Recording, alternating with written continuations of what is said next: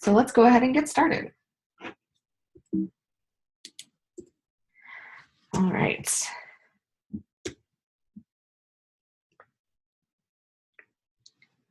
All right, as I said before, the topic of today's webinar is the toolkit for the modern sales process. During today's webinar, please feel free to tweet at us at TrendUpStrategy or using the hashtag MarketSellGrow. You can tweet at us any questions, comments, or interesting takeaways that you might have. And throughout the presentation, you'll also see the hashtag in the bottom corner. There'll be about 30 minutes of presentation today with 10 minutes at the end for any questions. You can also use the chat pane in the Zoom window for Q&A. And like I said before, the recording of the slides will be sent out afterwards. Today's agenda, we'll be going through some introductions for Jenna and I who are presenting. We'll be defining the modern buyer and talking about a new method of selling to the modern buyer. We'll do a quick recap and then we'll have the Q&A at the end. All right, my name is Alicia Westfall. I'm hosting today's webinar along with Jenna Engel. I'm the sales and marketing strategist here at Trending Up. My life passions lately, and they do change often, are traveling, my 2 dogs, and back to basics cooking. It's a new one for me. I love helping marketing and sales teams set their processes up in a strategic way to attract and close new customers. Hey guys, I am Jenna. I'm the Director of Sales and Marketing at Trending Up Strategy. I love tacos and educating sales team on the modern day sales process, meaning how the buying process has evolved from in B2B and B2C because of the internet. Sales can and must adapt to match that buying journey of their leads. So let's get started on that very topic. Awesome. All right. Everybody let me know if the sound is okay in the chat window, if you can hear us all right. And we will go ahead and get started on today's topic, defining the modern buyer. Today we're going to focus on how the modern buyer has changed the sales process and how the sales process is being redefined as a result. Before the internet, buyers were relatively uninformed. The buyer's journey was pretty much a straight shot that was triggered when a buyer recognized a need. Now, the trigger can be random and the buyer can conduct his or own personal research. To put this into perspective, 20 years ago, when a family wanted to purchase a home, they wouldn't go online to search. They'd look first for a realtor. Maybe they'd look through newspaper clippings and listings. They would be dependent on the realtor or the advertiser to find listings that matched a set of requirements that they had. Today, we start the search for a home online, well before we reach out to a realtor for a showing.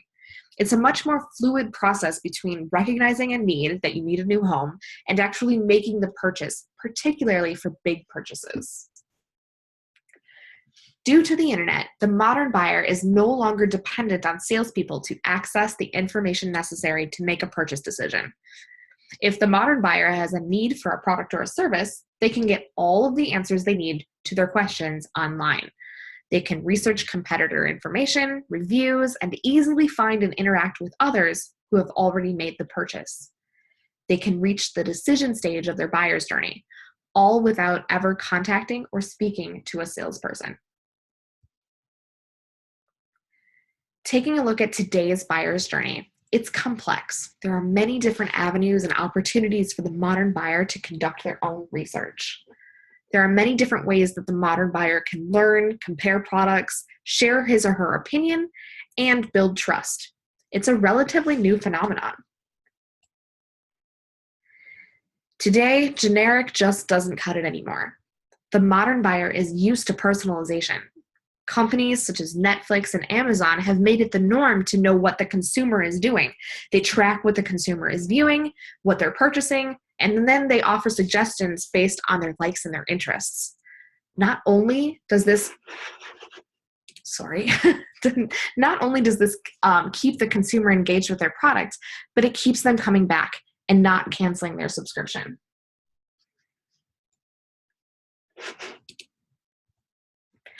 One size doesn't fit all for the modern buyer. They expect you to know who they are and provide value to their buyer's journey. Marketing has accounted for the change in the modern buyer and has updated its efforts accordingly. Let's go through how we've done that.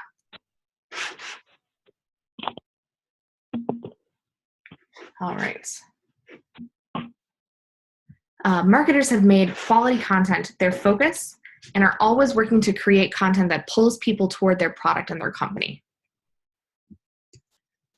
Since its adoption in 2006, the inbound marketing methodology has helped marketers create and deliver content that will appeal to precisely the right people in the right places at the right times.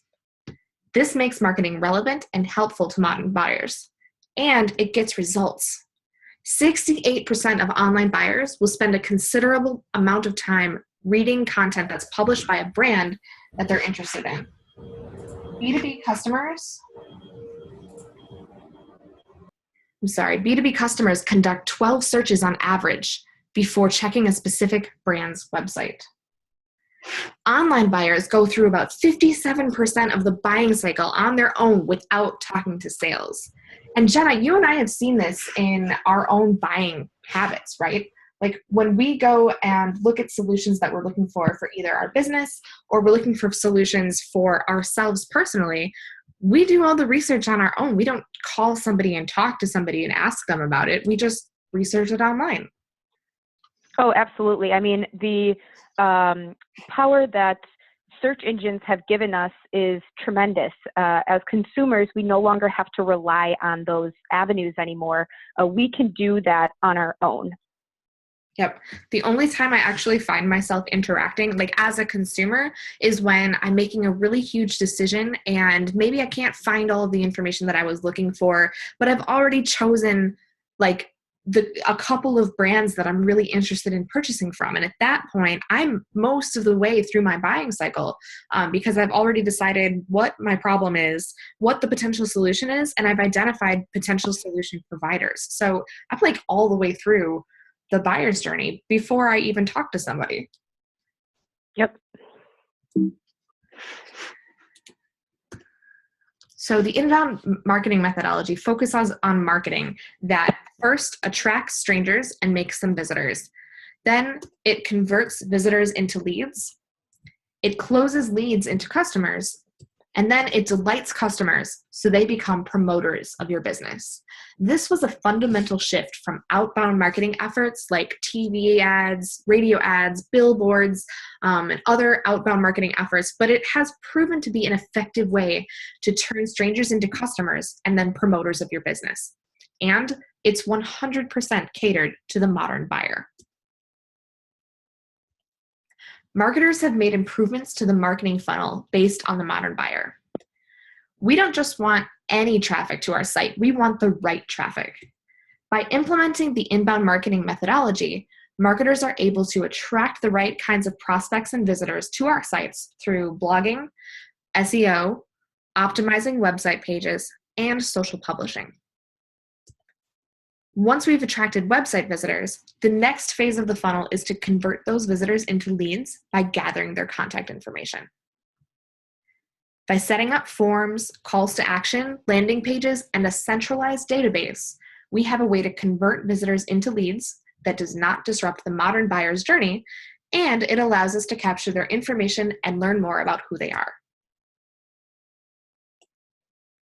So marketing has taken the first step in evolving their methodology to better connect and attract the modern buyer. Successful inbound marketers know that they need to map out and deliver content based on the modern buyer's journey. As a result, 3 out of 4 marketers across the globe prioritize an inbound approach to marketing. And inbound campaigns achieve a higher ROI than outbound campaigns. In fact, in our own research, it's a 4 times higher ROI than outbound campaigns. So now it's time for sales to step up. Sales needs to question and reassess their current practices and evolve to meet and surpass the modern buyer's expectations. So let's talk about your sales team's current efforts for a minute. Are they cold calling and leaving cold voicemails? Prospecting has changed. Fewer people have phones on their desks, and every phone has caller ID now.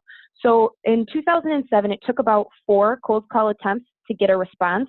Today, it takes at least 8. Is your team relying on mass emails?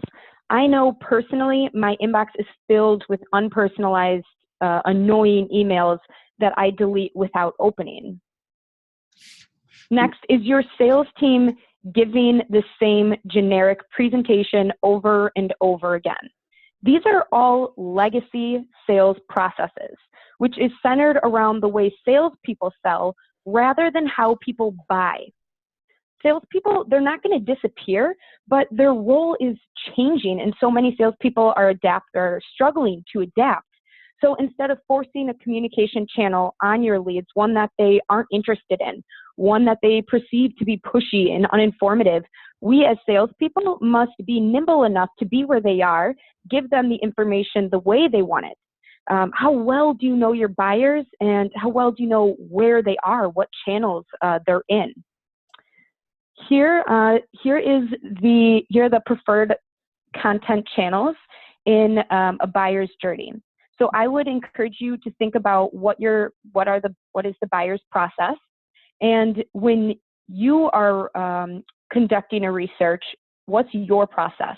Are you researching the business, the product, the services? Are you going to a salesperson? So think about where you go for information and what you do when you're ready to buy. The takeaway from this chart, I would say modern buyers have many different places to go to learn about a product or a service and to purchase a product and a service. But organic and using a search engine is second to none. By 2020, customers are going to manage 85% of their relationships without talking to a human. And we kind of talked about that organic search using a search engine when we were talking about the marketing and how that ties into it. But we really want to get the sales to be utilizing that as well, and to realize that that's where the search is really starting. So sales is really starting back on the marketing side of things. Absolutely. Yep. So Salesforce evangelist Tiffany Bova hit the nail on the head when she said, today's sales organizations must shift from trying to control their internal driven sales cycle and truly embrace the new customer driven buying cycle. Otherwise, prospects will eliminate you from their consideration list and buy from your competition. Legacy sales methods needs to be revamped. It's time for your sales efforts to match your marketing efforts. Otherwise, you're going to be removed from that modern buyer's equation. You need to think about the modern buyer and evolve your sales efforts to meet and surpass their expectations.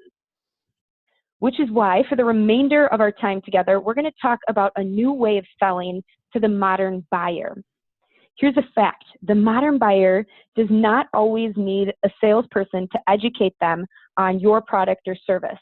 Sometimes even making a purchase. So there's a shift in the way buyers buy that we need to account for, a change of tides, if you will.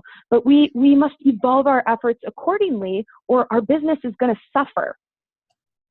In a recent survey, 74% of business buyers said that they conduct more than half of the research before making an offline purchase. The takeaway, buyers are doing their own research online. 59% of B2B buyers explicitly indicate that they do not want to interact with a sales representative as their primary source of research. So the takeaway, having relevant, helpful information on your site is important. Buyers want to evaluate their options in their own way, not your way. Unfortunately, modern buyers don't have a great view of sales. Just take a look at some of these descriptions. Not many of them are very positive words. As it becomes harder and harder to maintain or increase your quotas as salespeople, sales tends to get more pushy and aggressive. They start saying whatever it takes to close a sale instead of trying to understand the buyer's process and match it. All right, if we look at what a sales representative can do to make a positive or a negative experience, we see listening to the prospect's needs, not being pushy, and providing relevant information as the top 3 methods. Which makes sense. We know that's how you want to buy, and that's how you want to be sold to in your own personal life too. So people who are buying are people too, not just a business. Right, exactly. And I mean, we still see a lot of the same or similar things, like the responder give information in a timely manner. Some of those things haven't changed, but the process of getting the information, that is what's changed and what's created this shift in buying behavior. Definitely. So we know that our friends in marketing have evolved to better connect to the modern buyer. We've heard the inbound marketing methodology is 10 times more effective for lead conversion compared to outbound methods. A quick side note, if this is something that you want to learn more about or you don't know a lot about, download one of our guides called the Highly Targeted B2B Marketing, or join our webinar on April 4th on emerging trends in 2017. Alicia, can you throw those 2 links in the chat pane? Yep, I can do that. Great. So back to my point, what if there was a way to take the lessons that are learned in the inbound marketing methodology and apply them to the sales process? What if there was a new way of prospecting? What if you could proactively combat the issues and known roadblocks your sales team faces when they're trying to connect with the modern buyer? Some of those issues, the average sales development rep makes 52 calls daily. It takes 18 dials to connect with a single buyer.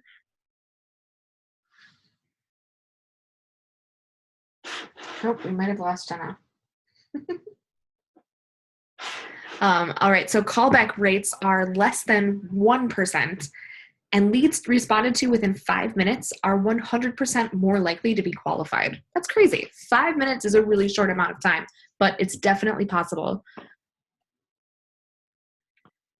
The answer here, and I'm pleased to introduce you to, is the inbound sales methodology, the new sales playbook. The internet's rise in prominence has caused a shift in power from the salesperson to the buyer.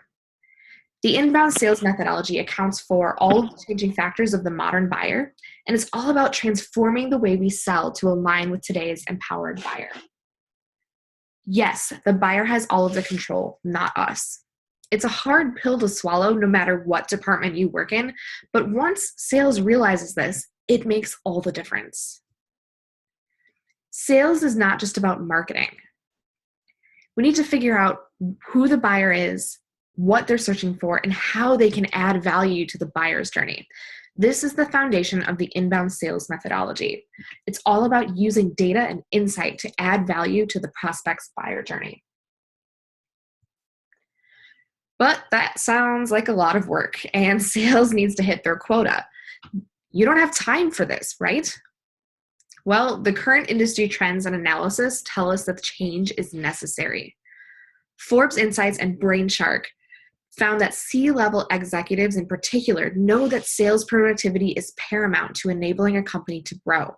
71% rank it as critical importance. The takeaway here is that even tenured reps know that the modern buyer is less dependent on a salesperson now than even just 2 or 3 years ago. Sales is seeing that power has shifted to the buyers. Do you think that B2B or B2C buyers today are more or less dependent on salespeople during their decision-making process? And if we take a look at the chart, that's what's reflected here. Sales teams can't afford not to adopt the inbound sales methodology. The screen that I have up right now shows that just some of the places the modern buyer goes to conduct product research online. They're going to search engines, LinkedIn, Facebook, Twitter, RSS feeds, blogs, Instagram, your website, competitors' website, review sites. Look at all of these places that they can go for information. The modern buyer can get this information about your product, competition, and price right from your website. So they can even make purchases from your site some of the times. So why do we even need salespeople? The answer is simple. We need salespeople to be the trusted advisors and tailor the message of the sales process to the buyer. The goal of the inbound sales methodology is for the salesperson to become the buyer's Yoda. The salesperson has to position themselves as a trusted advisor. They need to add value, become a leader in their space, and anticipate the buyer's next move so that the buyer trusts the salesperson, just like Luke trusted Yoda. And if you follow the inbound sales methodology, you will become a sales Yoda in no time. The inbound sales methodology is broken up into 4 different stages: discover, diagnose, demonstrate, and close. We're going to talk about each stage at a high level and then show how sales can leverage insights in order to connect with the modern buyer. The easiest way to identify who your prospects are is to set up workflows that will alert sales when a stranger has visited your website, filled out a form, or opened an email. This doesn't completely replace your current sales strategy.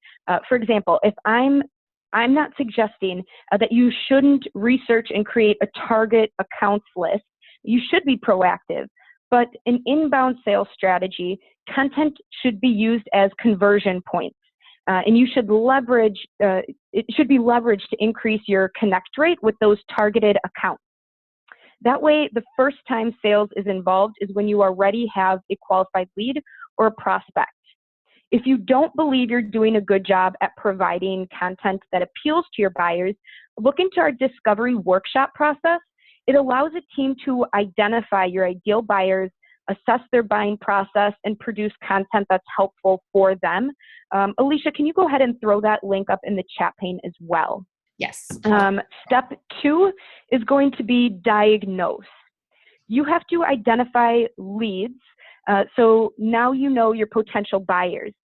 Find out what blogs they're reading, what LinkedIn groups they belong to, what thought leaders they're following on maybe like Twitter.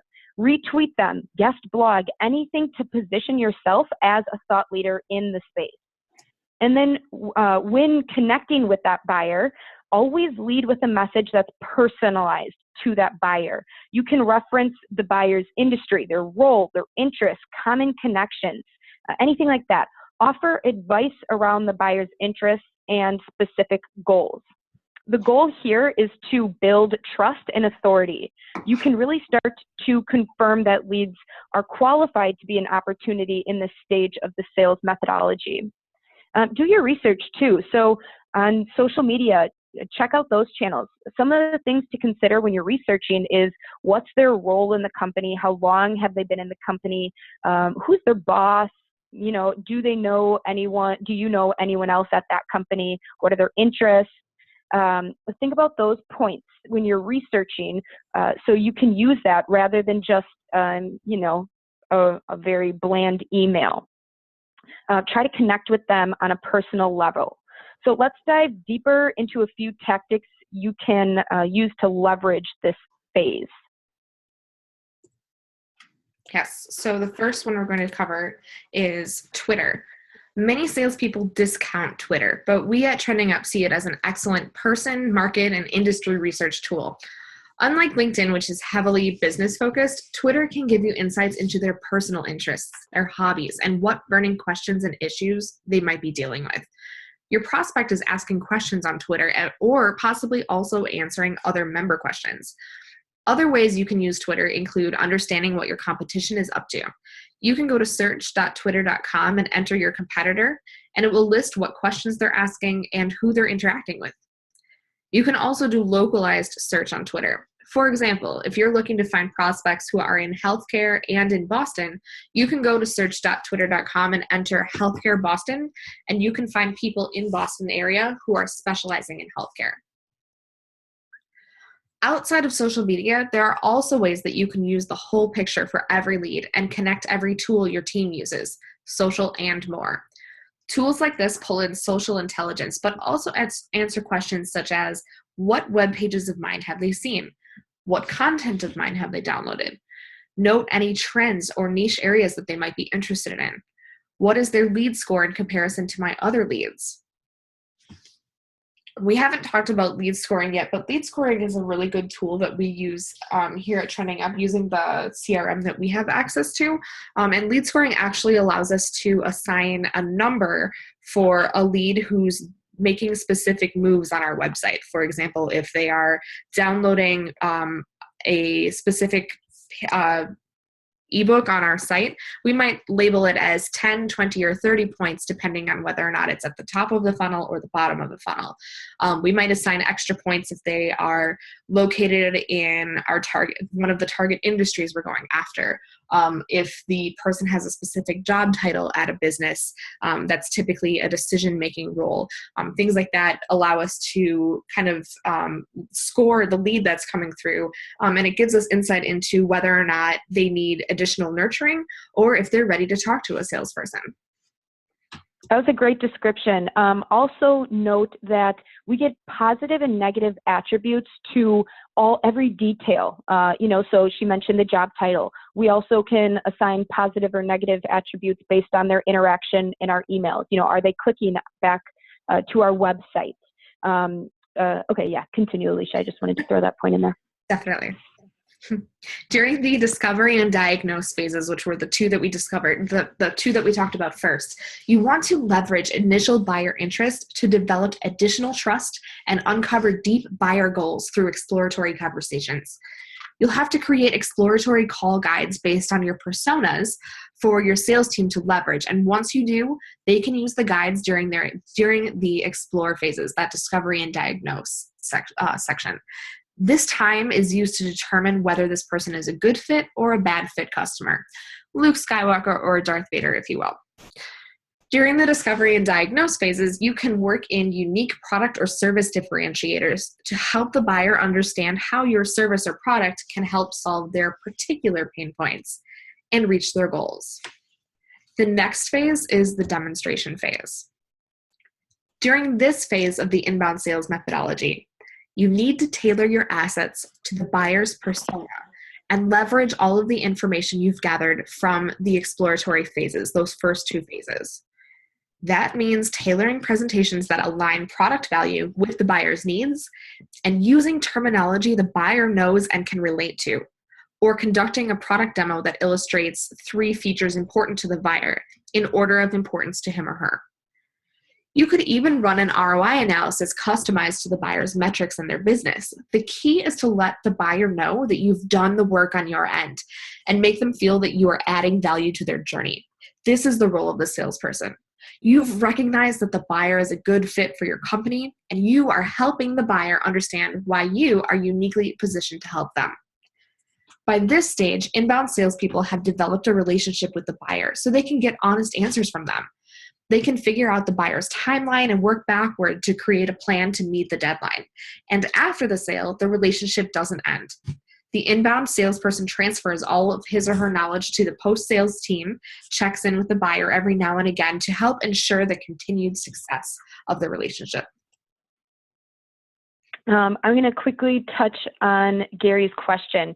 He brought up a great point. So if I call within 5 minutes, is it as damaging as I imagine that I say they were just on our webpage? There's definitely ways around this, and it's definitely, that's a great point, because you don't want to call and say, hey, I know everything that you've been doing on our website, what you've downloaded, that you're opening my emails. Instead of saying that, kind of tailor your process. So you don't have to, you can use this information to understand where they were on your website.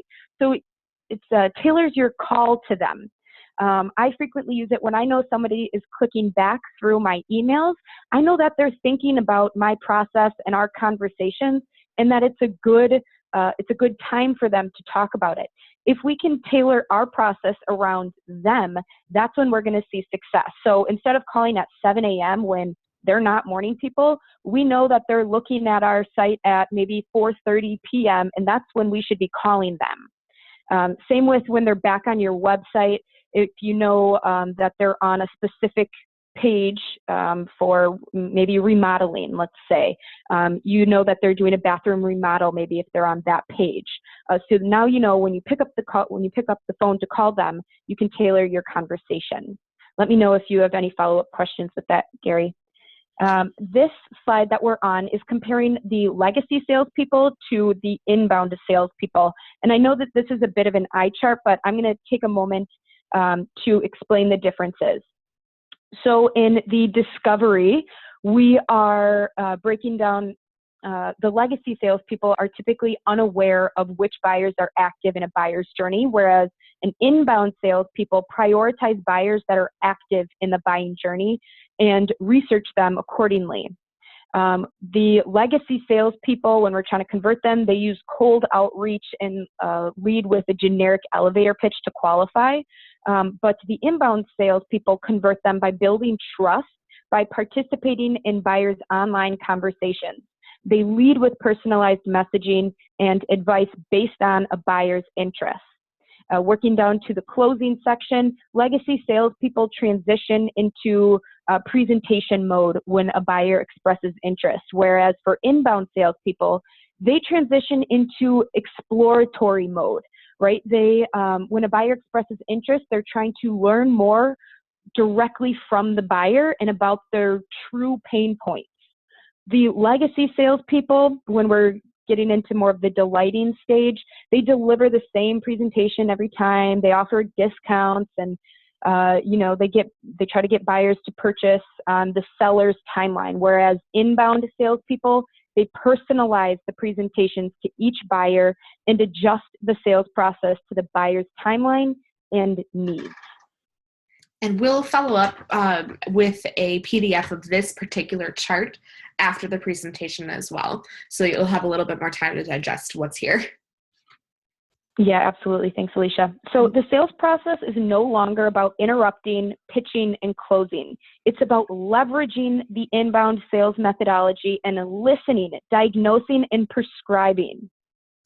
The inbound sales methodology is a path for sales team to follow to figure out who their buyers are, what the buyer is searching for, and is there a way to help identify how they can add value to the buyer's journey. Awesome. And those are really the things that make up the toolkit of the modern buyers or the modern sellers process as well.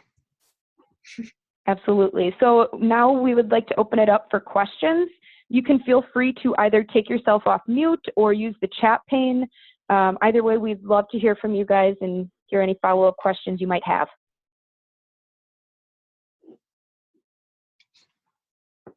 I'm going to take everybody off mute in case that's all right. Everybody is unmuted at this point, so if you have any questions, feel free to ask. Otherwise, go ahead and type your question in the chat pane.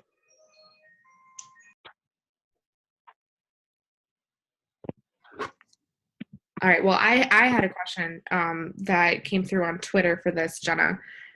Someone was asking, how difficult is it for a sales team to kind of take that inbound methodology and apply it just based on, big companies? It's hard for change to happen, right? So how difficult is it to do this?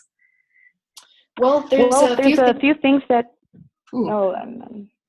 sorry guys. So there's a few, I got you. There's a few things that need to happen. We need to first have a change in attitude and mindset from the sales team.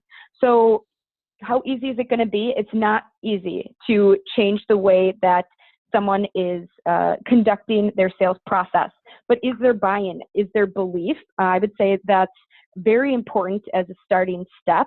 And then, Alicia, can you repeat, I guess, the second part of your question? Yeah, so with bigger sales teams, it's often really hard to get somebody to adopt a new way of doing things.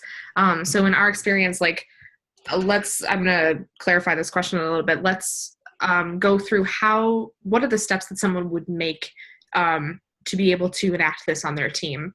And I can help. Yeah. As well. I would say that it starts by understanding or getting good marketing leads and connecting your sales and marketing teams. You need to be able to be producing quality inbound leads, and you need to have the technology in place to be able to monitor and track this information that we're talking about. So there are a few things that do need to happen. On a marketing standpoint and for your website, I would say this is huge. You need to have content that actually moves people through a funnel. So we need to focus on attracting qualified visitors. Once we get them to our website, and we typically use blogging, keywords, social media to attract, Then we need to move them through the funnel and convert them into leads. Converting them means we know their name, we know bits of their information, we understand where they are on our website, what they're doing, what their pain points truly are. So we do that using conversion items and premium content offers. And then we want to close them. So a big part of that is nurturing them. 74% of people will make larger purchases if they're nurtured. And by nurtured, I mean we understand we've accurately identified their pain points, and we're only talking to them about that pain point when we're emailing back and forth with them, not everything that could possibly be a problem. And that's going to work us into closing the deal. Did that answer your question? I think that does answer the question really well. Thanks, Jenna. And you had touched on the point of technology, and Kwabena sent us a question in the group chat. What are the best technologies to market this activity? I would really say the technology aspect, it depends on the company. So you first have to identify what your needs are.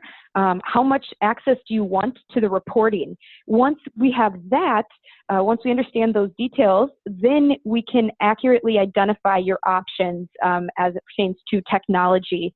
A customer relationship management tool is something that I would really encourage any company to have that allows you to stay organized with all of your leads and track. And then marketing automation software is what is going to allow you to also execute some of this. So you can be blogging, you can set up workflows and emails. Definitely. So, but by far the hardest part is strategy. That is where we really want to be focusing on the strategy to bring the right qualified people to the website. And then we're using the technology and the CRM to be able to stay organized, to be tracking. Yeah. Alicia, do you want to add to that? I was just going to say, like, there are quite a few different technologies that are able to do this. On the marketing automation side, you've got things like Marketo. If you just want to focus on email, there are things that just do that. On the CRM side, you have something like Salesforce, which is super robust. The one that we use actually combines the two together. It's called HubSpot, and it has the marketing automation tool, the email tool, and the CRM all kind of combined into one. So it makes our job really easy, but it completely depends on the needs that you have. Like Jenna was saying. All right. Okay, we got another question. Yeah. What if I target a specific market segment for my product? Our products work on all real estate, but we having hotels is the bullseye. How do you get them searching? Well, chances are that they're probably already searching. How do you know when you look at your website? That is going to depend on the technology that you have in place and whether or not you can get those alerts immediately. If it's a qualified lead that's already been there, then chances are you have the information that you need already, so you can track them. And they actually do this, the software will do this through your IP address. So if somebody has filled out a form and then they're coming back to the site, you'll get that notification because their IP address is kind of pinging you that they're back. Let me elaborate also. Let's say, okay, so Gary, you said that you want to target a specific market segment for your product. I would say this is where the strategy really comes in place. You have a bullseye of a certain target niche group of people. You have to understand what is triggering their need to pull up a search pane and search. So the problem isn't that they're not searching, it's probably that they're not finding you, which means that blogging, keywords, social media, capturing them at the top of the funnel, that awareness stage when we're trying to attract them, we need to get them on when they're asking questions around or talking about topics around that bullseye that you were mentioning. If we can get them on about a related problem, now we can start educating them about solutions, possible solutions, and your solution. Mm-hmm. And you mentioned that you do use HubSpot. And yes, with that particular automation tool, yes, when someone has filled out a form already and then they're coming back onto the website, there is a notification that comes through that says, hey, this lead is returning to the site and they're looking at these pages. And that's when that kind of ping that I mentioned will let you know that that's happening. Kwabena asked up at the top, sorry. You can also get Sorry, Alicia. You can also get that information in HubSpot if you go to the individual contact cards. So before reaching out to an individual, typically go into the CRM, see what they've done in the past, any interaction that you've had with them, and that'll help you with that tailored response. Definitely. So Kwabena was asking, how many changes do I need to make on my website, and how long does this take? Do you guys do this, or do we need another contractor? So changes to the website, it totally depends on where your website is, honestly. So like our process, yes, we do this. But so when we do this with people, we really focus on the strategy portion of it. But the first thing we do is actually go through a client's website and conduct an audit to see where they are currently and where they need to be in order to reach that target market. So we're really tailoring everything that we're doing in the strategy to that target market that they're going after, because that's really the focus, right? It's the focus for both the marketing side with the website and the sales team. So we're getting everybody on the same page. This is the group we're targeting, and this is how we're going to do it. So as far as how long it takes, it depends how many people we have working on it. If if you're hiring somebody to do it, if you're hiring a contractor to do it, they can do it as quickly as you're paying them to do it, is what it really comes down to. If you're doing this in-house, I've seen it take as few as 4 weeks to go through and revamp an entire website. So it's following the inbound methodology. And I've seen other websites take up to 6 months. Like, it can be really short or it can be really long, depending on how much focus you're putting onto that particular goal. So I'd like to elaborate on a couple different sections as well, Kwabena. So the website audit, we are conducting a detailed review of your website's ability to attract, convert, qualify, and close business. And we look for your website's usability, findability, actionability, and accuracy when we're going through that process. And Alicia also mentioned that we do focus very heavily on the strategy aspect, the blueprint strategy, where we're reviewing and we're putting together an action plan for your website pages so that we can attract, convert, close, and delight. From there, then it's up to you how you want to proceed. You can take that strategy and you can take that strategy and run, or you can have us execute it. You can have us coach you on how to execute it. So it's basically, it's based on what your needs are, how much you're looking to invest, how dedicated you want to be in the process. Mm-hmm. All right, any other questions from anybody?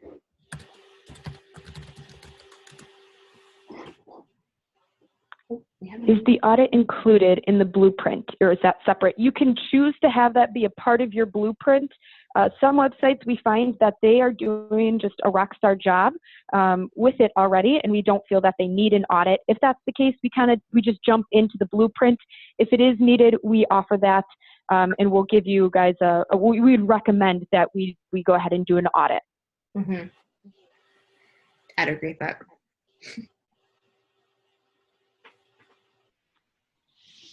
How important? You go ahead, Jenna. How important is cold calling and emailing in the modern environment if we use it in conjunction with tracking? Oh, great question when it comes to emailing. I love that. Emailing, we can segment and we can still email, blast email, but we can, if we're using the right technology, we can segment people based on their triggers or why they came to the site, what their issues are. So it is more tailored. We also have the ability to personalize fields when we're doing the mass emailing. Now, cold calling, there's a way that we can do this more tailored. If you're really struggling for leads, you're not going to meet your quota that month. What you can do is, if you have the right technology in place, Gary mentioned he was using HubSpot, we can use a prospecting tool that allows us to see what companies have been on our sites in the past 30 days, 60 days, maybe the past week if you're getting a lot of traffic. Then we can research the company on LinkedIn and make a more tailored call. Now, we don't know who was on our site at the company unless they've downloaded something on our website, but we do know that a certain business was on our site. So we can do research, figure out maybe who that right person typically is. We can call a lot more tailored. You can also call leads, inbound leads that have been on your site, downloaded information. We know what their pain points are. So maybe they haven't reached that lead score that we talked about earlier, so that hasn't passed off from marketing to sales yet. If we're really hurting, we can go find some of the more qualified people that have downloaded things, and we can make a tailored call to them. That has been pretty successful for some of our clients as well when it comes to, trying to meet those quotas using calling or emailing. Mm-hmm.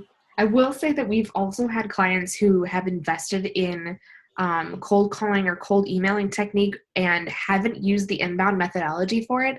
And it's much less successful than the kind of warm leads that Jenna was talking about. So Jenna was talking about utilizing the technology to find out who is already interested. And that's really where the difference is. Like talking about cold calling to someone who has no idea who you are and isn't really interested in your services versus talking to somebody who's researching but maybe isn't ready to purchase yet.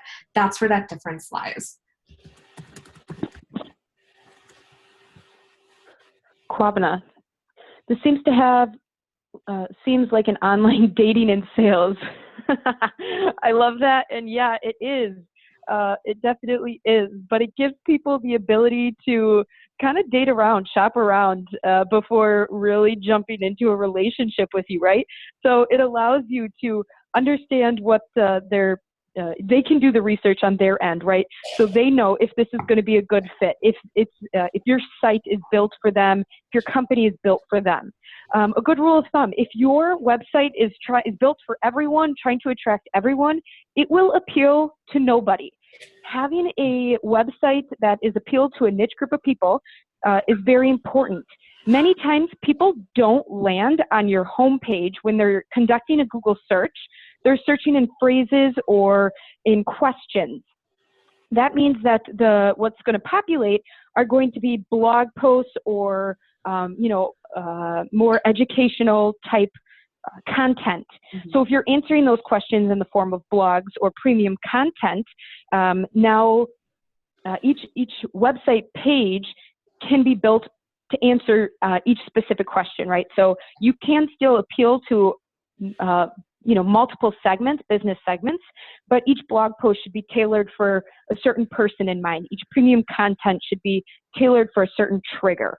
Yep, it should be all relevant content that, like Jenna says, is tailored to somebody's specific question or specific problem, whether that's a specific industry you're going after, whether it's answering a specific question they might have, and then like each of those internal pages, those blog posts or those other internal pages should have a call to action so that you give them the opportunity to actually take a step down the buyer's funnel. Not only does that give you an opportunity to get their information, but it also gives them an opportunity to gather more information. So it's a win-win on both sides. Very cool. Great questions, guys. Anything else? All right. Well, we'll be following up today's webinar with an email recording of today's webinar, as well as, like I had mentioned, that one slide that was a little bit of, a lot going on it, but a lot of really good information. And I'll also be doing a blog post write-up so you guys can read through our analysis of today's webinar information as well. Feel free to respond to that email to Jenna or I if you have any additional questions that pop up. Otherwise, we're always reachable online, so feel free to fill out a form. We'll just answer you right away. All right. Thanks everyone for joining us today. Bye guys. Thank you. Bye.